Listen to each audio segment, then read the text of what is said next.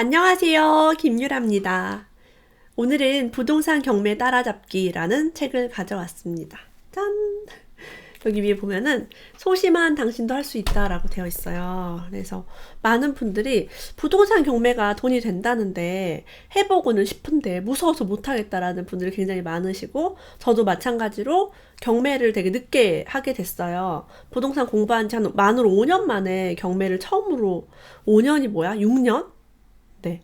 6년 정도 됐을 때 비로소 도전할 수 있었던, 저에게도 굉장히 무서웠던 그런 영역입니다. 그래서 그 핑크팬더 님이라고 이제 네이버의 파워 블로거세요. 독서 리뷰 굉장히 많이 하신 분이고요. 이분이 초보 시절에 좌충우돌 경매 경험담을 일기처럼 쓴 책이에요. 그러니까 일기처럼 쓴 글들을 엮어가지고 나온 거라서 여러 번 읽으면 그냥 소설책처럼 읽히는, 근데 소설이 아니라 팩트만 담겨 있는, 거기에 부동산 지식과 그런 인간관계, 뭐 법원에서 어떤 대화를 하고 세입자와 무슨 말을 했고 이럴 때는 세입자한테 어떻게 했고 저렇게 했고 이런 어떤 관계에 대한 이야기, 대화책 이런 게 되게 많이 나와요. 그래서 이거는 경매를 몰라도 읽을 수 있는 책이다 라고 말씀을 드릴 수가 있고요. 3040 재테크 필독서, 부동산 경매가 두려운 당신에게 임장, 명도, 집수리, 임대까지 자신감을 늘려주는 그런 책이라고 합니다. 2002년부터요, 2천여 권 이상의 책을 읽으면서 투자 이론을 갈고 닦아서 주식 투자, 부동산 투자를 병행하고, 정말 제가 부러워하는 삶을 살아요. 책 읽고, 영화 보고, 리뷰하고, 많이 걷고, 강의 조금씩 하시고, 책 많이 쓰시고, 그렇게 사시는 분입니다. 개인적으로 친분이 있어서 이렇게 사인을 받기도 했어요. 그래요. 읽어보신 분들 평이 굉장히 좋더라고요. 이 책은요, 부동산 경매 따라잡기, 예전에 소액 부동산 경매 따라잡기라는 책을요, 개정판으로 낸 책이라고 합니다. 솔직히 고백하자면 부동산 경매를 하며 매일같이 투자 일기를 썼다라고 해요. 비밀글로 꾸준히 썼던 걸 나중에 공개하였고 출판사에서 제안이 와 책으로 펴내게 되었다라고 합니다. 그러니까 그렇게 일기처럼 쓴 책이라 경매를 몰라도, 부동산 몰라도 읽을 수 있다라는 걸 강조하고 싶습니다. 되게 흥미진진한 어떤 드라마나 영화를 보는 그런 느낌으로 이제 책을 봤어요. 은행에 갔더니 그 법원에 안에 은행이 있어요. 그래서 보통 우리가 입찰할 때 돈을 안에 넣기 때문에 그 은행에서 돈을 출금을 많이 하거든요. 수표를 여러 건 발행하는 걸 본 은행원이 많이 들어가느냐고 묻더니 오늘 665만 원을 찾는 분이 2분 있다고 귀뜸을 해주었다라고 했습니다. 자, 이게 뭐냐면 내가 그 입찰한 물건에 그 감정가의 10%를 적어야 되거든요. 입찰 감정가의 10%를 넣어야 돼요. 근데 665만 원이란 이 금액이 이제 다른 사람이 했다는 얘기는 경쟁자가 있다는 얘기죠. 사실 여러분 이게 되게 중요해요. 몇 명이 들어오느냐에 따라서 이 입찰 금액이 달라질 수 있거든요. 솔직히 말하면 막 10명, 20명 이렇게 들어오는 거는 고가 낙찰이 될 수밖에 없고요. 반대로 1명, 2명 이렇게 하는 경우는 내가 되게 싸게 받을 수도 있어요. 그래서 그런 것도 사실 좋은 팁이죠.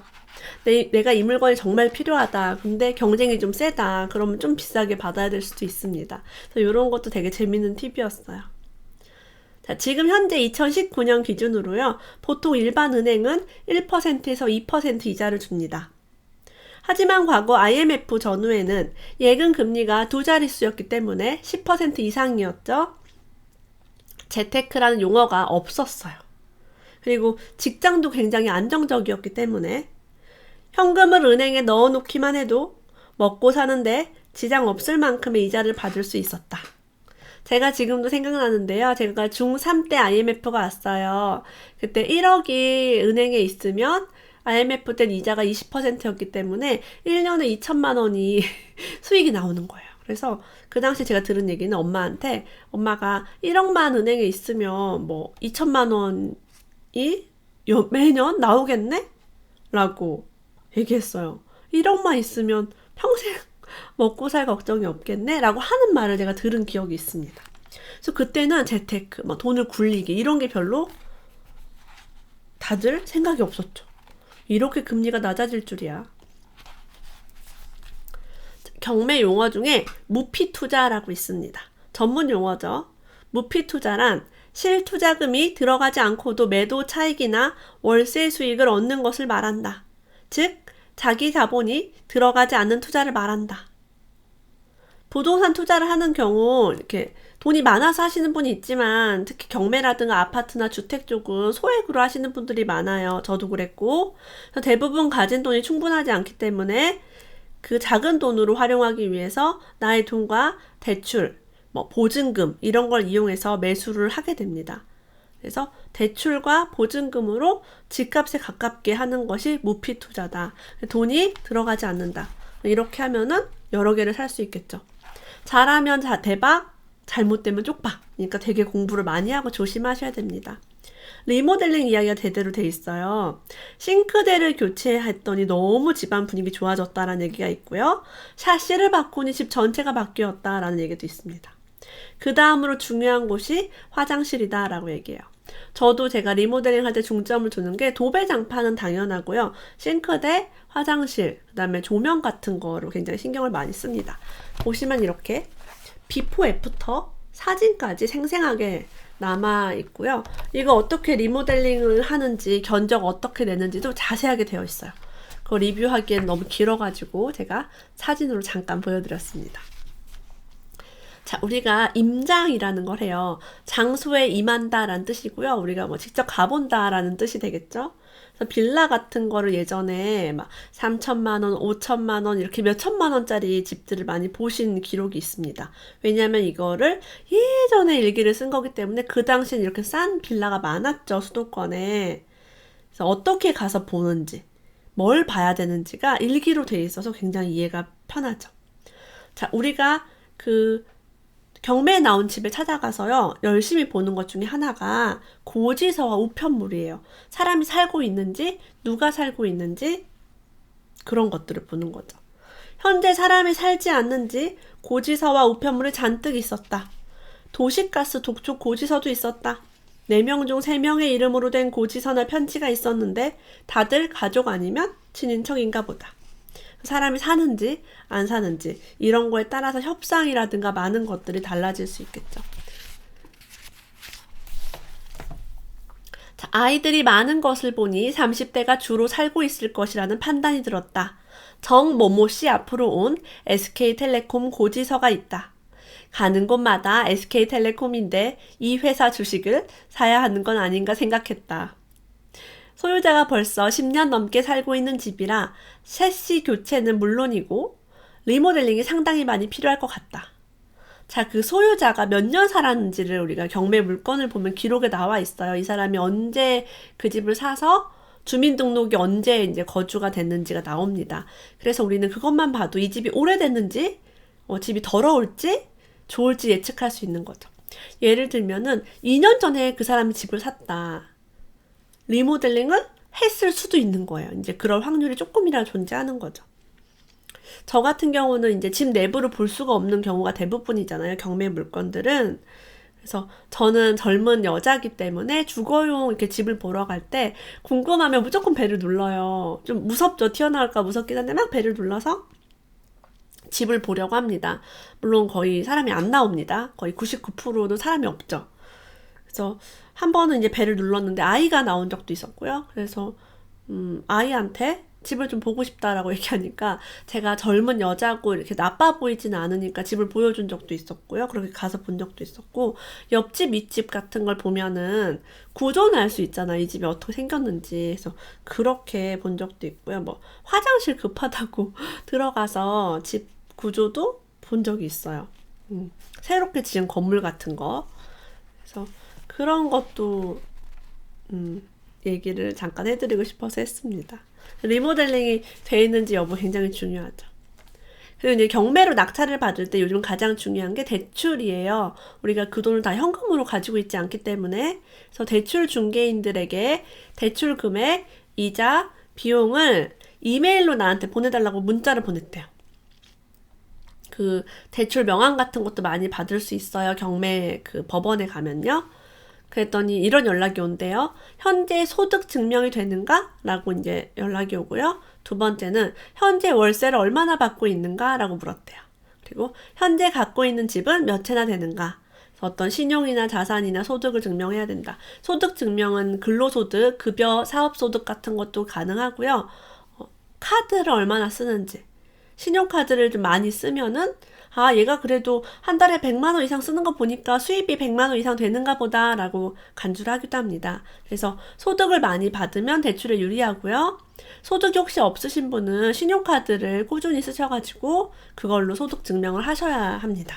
요런 팁들도 은근히 이제 이 책 안에 녹아 들어가 있죠. 다음 날 이 상황과 관련된 판례와 법원 실무제요를 찾아보았다라고 했어요. 굉장히 이제 법적인 것들이 많이 있기 때문에 이런 경우는 내가 유리한지 이런 경우는 어떻게 되는지를 법을 좀 공부를 꾸준히 해야 합니다. 그래서 판례를 찾아보았다고 해요. 하지만 능력이 부족해서인지 구제 방법을 찾을 수 없었다. 네. 그래서 이렇게 임차인한테 좋게 하려고 노력도 많이 하셨고 법원 실무제요란 책을 제가 잠깐 보여드릴게요. 뿅! 네, 이게 법원 실무제요. 민사집행, 부동산 집행 책이에요. 저는 이제 저의 경매 스승님께서 저한테 선물을 해주셨어요. 2015년도에. 그래서 이렇게 거의 새 거죠. 판례가 주로 부동산 경매에 대한 판례가 있는데요. 가지고 있으면 정말 좋은 책이지만 이해가 안 간다.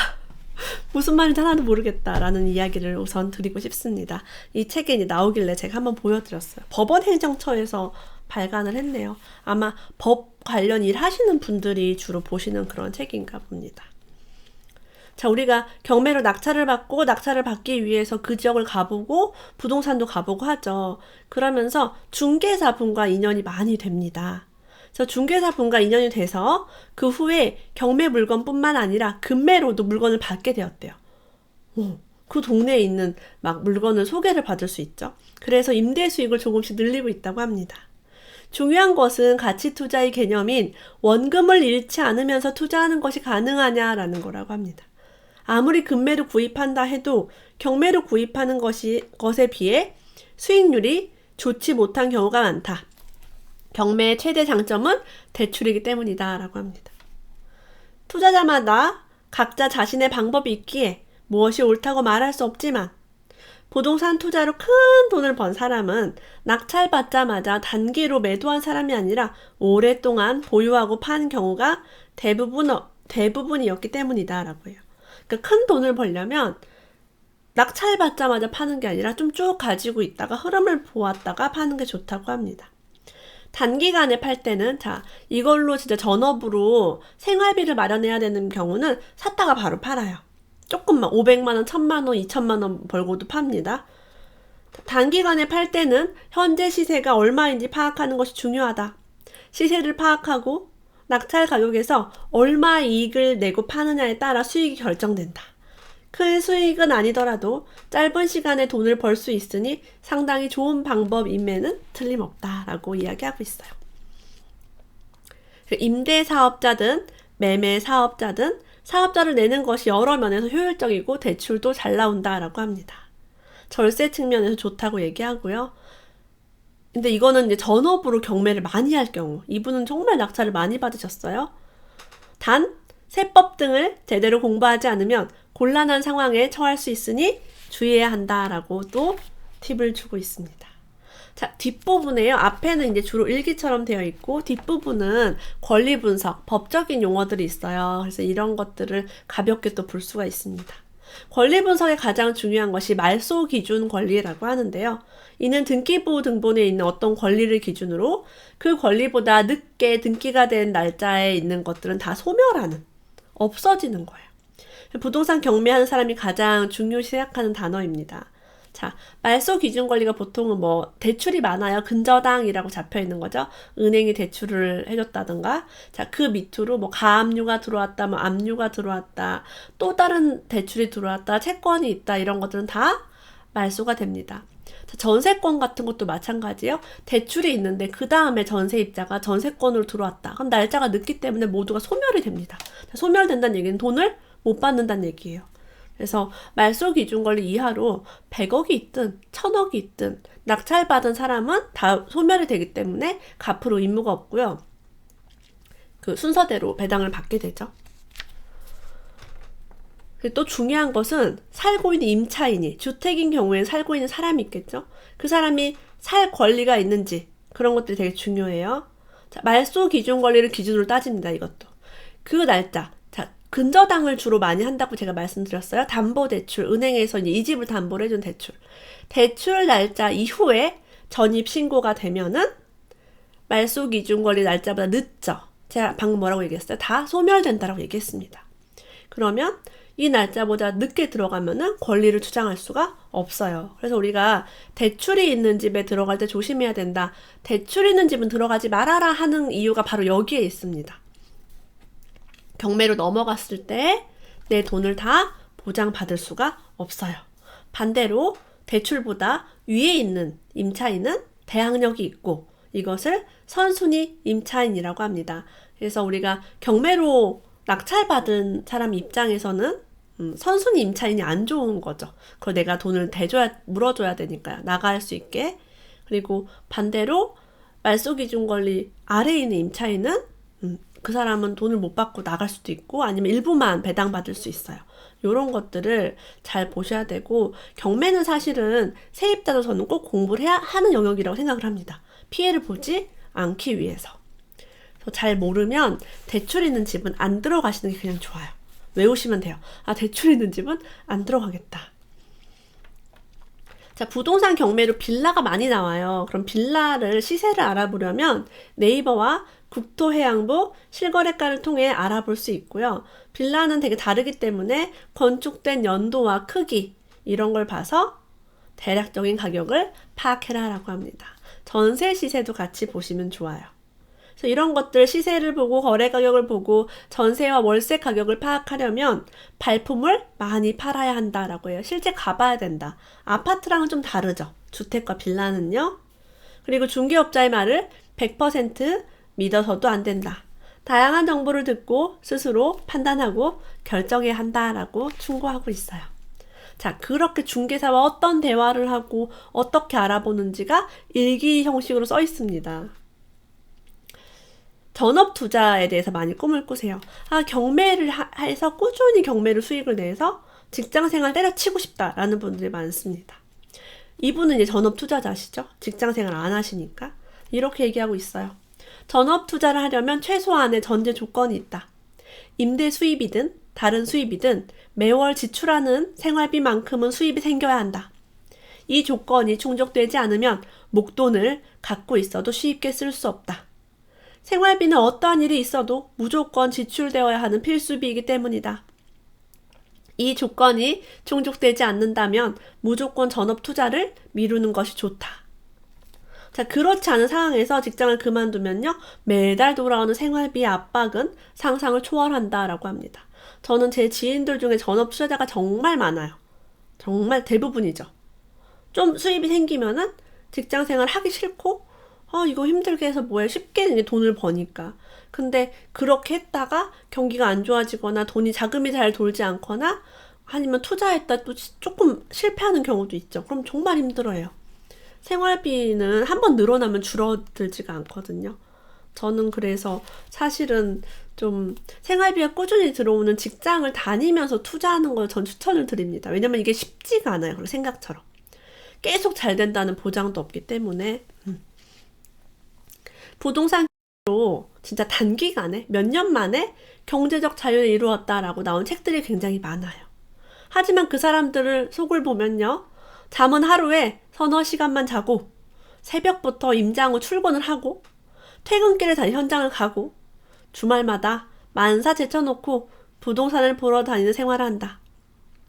게다가 거의 매일같이 식구들을 동원하여 입찰하는 삶을 산 사람들만이 겨우 그 시간을 단축할 수 있다.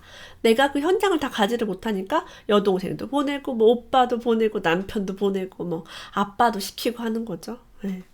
누구에게나 똑같이 주어지는 시간을 몇 배로 활용하며 노력한 사람들에게만 허락되는 것이 경제적 자유다.